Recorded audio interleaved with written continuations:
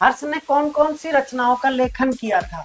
प्रियदर्शी का, नागानंद, हर्षचरित और रत्नावली। हर्ष ने इनमें से कौन कौन सी रचनाओं का लेखन किया था, ये हमारा क्वेश्चन है। फटाफट से आंसर दे। देखिए, हर्ष ने कौन कौन सी रचनाएं लिखी थी। हर्ष को साहित्यकार सम्राट भी कहा जाता है ना। हर्ष को क्या कहा जाता है? साहित्यकार सम्राट कहा जाता है। ये 3 रचनाएं हर्ष द्वारा रचित मानी जाती हैं। एक तो प्रियदर्शी का, एक रत्नावली और तीसरी कौन सी मानी जाती है?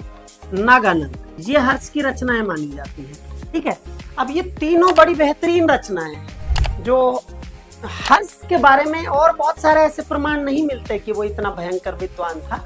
अगर वो ऐसी रचनाएं लिखना जानता, इतना ही विद्वान होता, तो बाणभट्ट कहीं ना कहीं उल्लेख करता कि जो मतलब हमारा सम्राट है वो इस तरह का विद्वान है।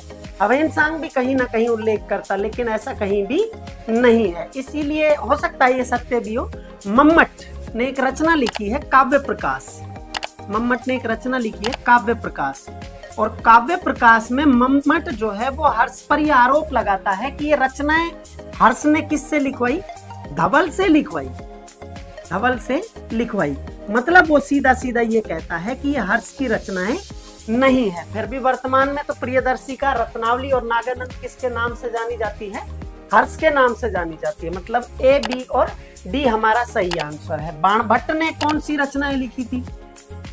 तो बाणभट्ट हर्ष का ही दरबारी था।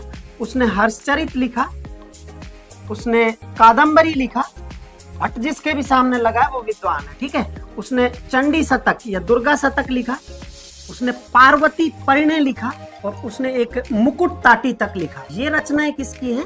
ये रचनाएं मानी जाती है बाणभट्ट की। मुकुट ताटी तक लिखा। ठीक है, तो इनमें से हर्षचरित जो है वो हर्ष की रचना नहीं है, वो बाणभट्ट की रचना है। ए, बी और डी हमारा सही आंसर है।